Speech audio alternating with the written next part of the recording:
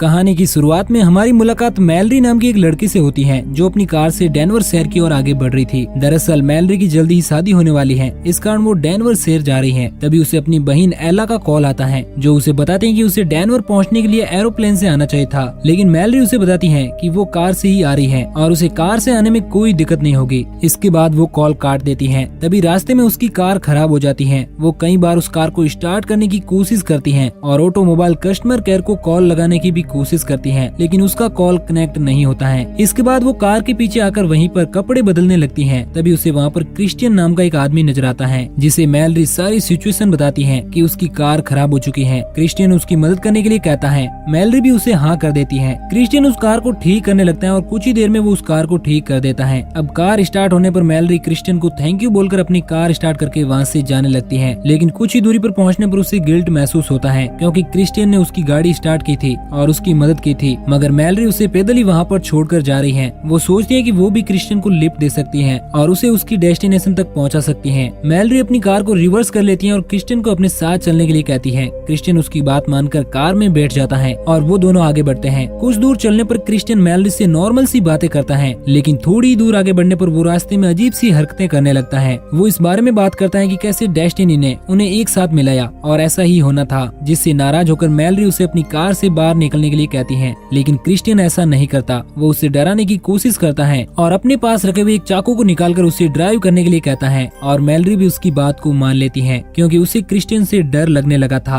Malory notice करती है कि क्रिश्चियन ने सीट बेल्ट नहीं बांधी है और मैलरी को एक आइडिया आता है। वो सोचती है कि अगले कर्व यानी कि अगले मोड़ पर वो कार को इस तरह मोड़ेगी कि क्रिश्चियन गाड़ी से नीचे गिर जाएगा और वह आसानी से उससे छुटकारा पा लेगी। थोड़ी दूरी पर एक मोड़ आता है जिस पर मैलरी अपनी कार को बड़ी तेजी से टर्न करती है, जिससे कार रोड से नीचे गिर जाती है और वहीं पर पलट जाती है। वो कार बहुत बुरी तरह से क्रैश हो जाती है, जिस कारण मैलरी देखती है कि वो कार में बुरी तरह से फंस चुकी है और उसका एक पैर दरवाजे में अटक चुका है, जिससे बहुत सारा खून निकल रहा है। वहीं हम क्रिश्चियन को देख पाते हैं जो उस कार में होने के बावजूद भी पूरी तरह से ठीक होता है और वह मैलरी को इस हालत में देखकर उसका मजाक उड़ाने लगता है और उसे कहता है कि उसे अपने आप ही इस कार से बाहर निकलना होगा, वो उसकी कोई मदद नहीं करेगा। ऐसा कहकर वो वहाँ से चला जाता है। मैलरी उस कार से निकलने की बहुत कोशिश करती है और मदद के लिए चिल्लाने लगती है, फिर भी वो कार से निकलने की कोशिश में लग जाती है, लेकिन वो ऐसा नहीं कर पाती और देखते ही देखते अब शाम हो जाती है, जिसके बाद मैलरी को ठंड भी लगने लगती है, लेकिन कार के अंदर मौजूद कुछ कपड़ों को वह यूज करती है और इस तरह वो ठंड से बच जाती है। अब रात होने पर जंगल के जंगली जानवर मैलरी की कार के पास आकर मंडराने लगते हैं, जिससे मैलरी को बहुत डर लगता है। हालांकि वो अपनी कार की हेडलाइट ऑन कर देती है, जिसके बाद वहाँ मौजूद सारे जानवर वहाँ से भाग जाते हैं और किसी तरह मैलरी उस रात को गुजारती है। सुबह होने पर वो एक बार फिर से उस कार से निकलने की कोशिश में लग जाती है, लेकिन उसके पैर से लगातार खून बह रहा था और न ही उसके पास कुछ खाने को था। हालांकि उसके पास पानी की एक बोतल थी और इस तरह से मैलरी उसी कार में वो दिन भी उसी हालत में गुजार देती है और आखिर तक वो कार में फंसी रहती है और अब वो अपनी उम्मीद खोने लगती है। उसे लगता है कि शायद मैं इसी तरह यहाँ पर फंसकर मर जाऊंगी।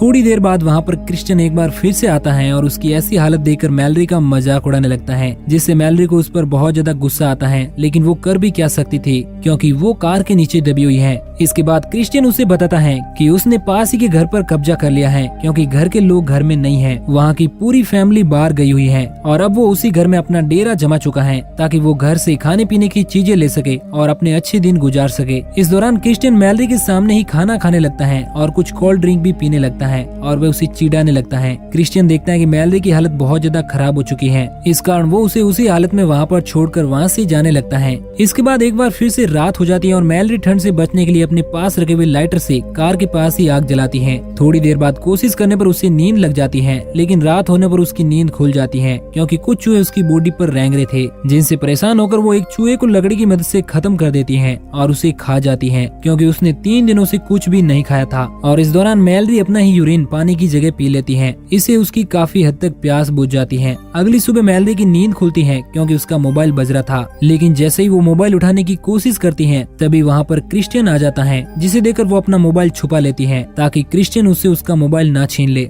इसके बाद क्रिश्चियन उसे बताता है कि जिस घर में वो रह रहा है वहाँ के लोग एक बार फिर से वापस लौट आए हैं, लेकिन उसने उन लोगों को उसी घर में कैद करके रखा हुआ है और वह उन्हें टॉर्चर भी करता है। इस दौरान क्रिश्चियन उसे बताता है कि वो आज मैलरी की मदद करेगा, वो उसे कार से बाहर निकलने में उसकी हेल्प करेगा। तभी वो मैलरी के पास छुपाए हुए उस मोबाइल को छीन लेता है क्योंकि उसने देख लिया था कि मैलरी के पास मोबाइल है। वो नहीं चाहता कि मैलरी यहाँ पर किसी को मदद के लिए बुलाए क्योंकि वो मैलरी को इसी हालत में देखना पसंद करता है। हालांकि वो मैलरी को बताता है कि वो उसे कार से निकाल देगा। इसके बाद वो एक आरी मैलरी को देता है और कहता है कि इसकी मदद से तुम कार से बाहर निकल सकती हो। इसके बाद मैलरी उसे बताती है कि इस आरी की मदद से वो कार का दरवाजा नहीं काट सकती। इस पर क्रिश्चियन उसे बताता है कि तुम्हें इस आरी से कार का दरवाजा नहीं काटना है, तुम्हें इस कार से निकलने के लिए अपने पैर को काटना है, तभी तुम इस कार से बाहर निकल सकोगी। ऐसा सुनकर मैलरी को क्रिश्चियन पर बहुत गुस्सा आता है और थोड़ी देर बाद क्रिश्चियन वहाँ से चला जाता है। मैलरी उस आरी की मदद से दरवाजे को काटने लगती है, लेकिन वो ऐसा नहीं कर पाती और थक हार कर वो एक बार फिर से उसी कार में वैसी ही हालत में पड़ी रहती है और ऐसे ही उसकी रात हो जाती है। अब उसकी हालत और बिगड़ने लगी थी क्योंकि उसने बहुत दिनों से खाना तक नहीं खाया था और उसे बहुत प्यास भी लग रही थी। लेकिन उसकी किस्मत अच्छी होती है क्योंकि अब वहाँ पर बरसात होने लगती है और वो एक पॉलीथिन में बहुत सारा पानी भर लेती है और इस तरह से वो अपनी प्यास बुझाती है। इसके बाद वो अपनी कार में लगे हुए रेडियो को ऑन करती है, जिससे उसे पता चलता है कि शहर में बहुत तेज बारिश हो रही है और बाढ़ आने के आसार भी लग रहे हैं। अब लोग नेशनल हाईवे की बजाय उसी रास्ते से शहर से बाहर निकलेंगे जिस रास्ते पर मैलरी फंसी हुई है। ये बात सुनकर मैलरी को बहुत खुशी होती है। उसे लगता है कि शायद उसे बचाने के लिए कोई ना कोई तो जरूर आएगा। अब थोड़ी देर बाद वहाँ पर एक कार आकर रुकती है और ये कार क्रिश्चियन की ही होती है। मैलरी उसे अपने पास आता हुआ देखकर एक प्लान बनाती है। वो कार में पड़े हुए उस चूहे के खून को अपनी बॉडी पर लगाती है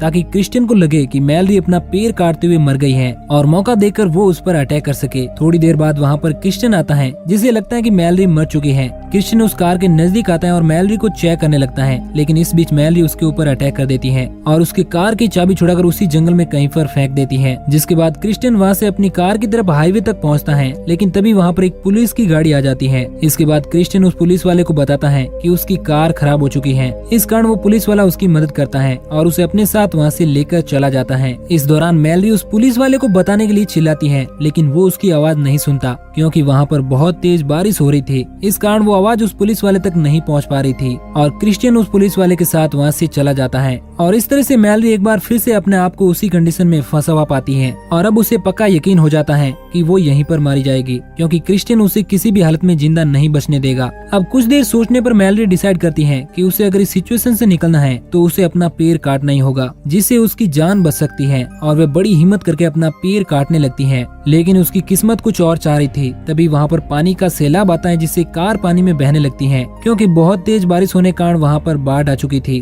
कार के बहने के कारण उस कार का दरवाजा खुल जाता है और मैलरी उस कार से आजाद हो जाती है। वो तैरते हुए हाईवे की तरफ आगे बढ़ने की कोशिश करती है, लेकिन उसे वहीं जंगलों में एक घर नजर आता है और उसे लगता है कि शायद वो यही घर है जिस घर से क्रिश्चियन खाने पीने की चीजें लाया करता था और उसने शायद इसी घर में एक फैमिली को बंदी बनाकर रखा हुआ है क्योंकि उस घर से उसे चीखने चिल्लाने की आवाज आ रही थी। अब वो डिसाइड करती है कि वो क्रिश्चियन को खत्म करने के लिए आगे बढ़ेगी और उससे अपने साथ किए गए हर एक जुल्म का बदला लेगी। केबिन की तरफ आगे बढ़ने पर उसे पता चलता है कि उस घर के मालिक ने घर के चारों तरफ जंगली जानवर से बचने के लिए ट्रैप लगाया हुआ है। अब मैलरी घर के अंदर जाती है जहाँ पर वो देखते हैं कि क्रिश्चियन ने घर के मालिक को बड़ी बेरहमी से खत्म कर दिया है और उस पुलिस वाले को भी मार दिया है जिसने उसे लिफ्ट दी थी। मैलरी एक दूसरे रूम में आ जाती है जहाँ पर उसे एक लड़की नजर आती है जिसे क्रिश्चियन ने बांध कर रखा हुआ था। मैलरी उस लड़की को छुड़ाने लगती है, लेकिन क्रिश्चियन भी वहाँ पर पहुँच जाता है। लेकिन मैलरी के पास एक गन होती है जो उसने उस मरे हुए पुलिस वाले की लाश के पास से उठा ली थी, लेकिन क्रिश्चियन गन को शूट करने से पहले ही उसके ऊपर अटैक कर देता है। इस दौरान दोनों के बीच फाइट होने लगती है और किसी तरह मैलरी क्रिश्चियन को घर के बाहर लेकर आ जाती है और उसे वहाँ से नीचे फेंक देती है। क्रिश्चियन सीधा जाकर ट्रैप में फंस जाता है